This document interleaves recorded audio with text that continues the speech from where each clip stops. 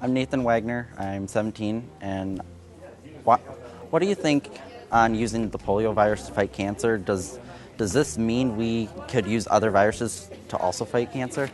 My name is Eric Johansson. I'm an infectious disease doctor at the University of Wisconsin. I'm also an assistant professor at the University of Wisconsin. There's been interest in using viruses to try to treat cancer for quite some time.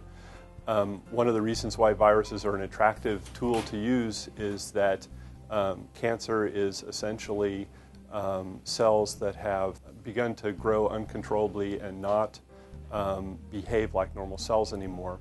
And because viruses, by their very nature, are manipulators of cells, there's been thinking in the field that it may be possible to re-engineer viruses in such a way as to either stop cancers from growing or kill cancer cells. This really began to gain traction in the 1990s when it became clear that some of the mutations in cancer that make them more aggressive were deletions or mutations in genes that are also important for defenses against viruses.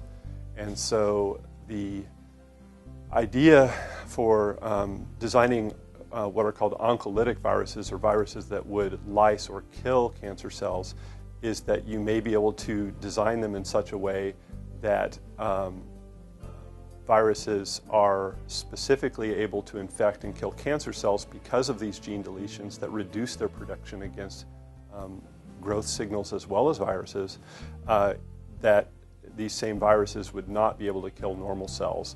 And that's really the challenge of the field, is trying to design oncolytic viruses that are able to be specific enough to only kill cancer cells without harming the patient. At this point in time, there is already one virus that has gone through sufficient clinical trials to be approved by the FDA for treatment.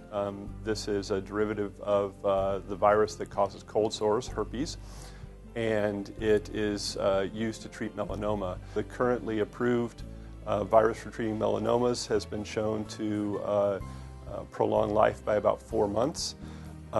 And although that's very modest, it's the sort of success that we hope to build on, and I think realistically that's what we're going to see, is that these viruses slowly become better, and hopefully at some point we may see actual cures of cancer, but I think that's quite a ways off, and a lot of hard work is going to be required to achieve that goal.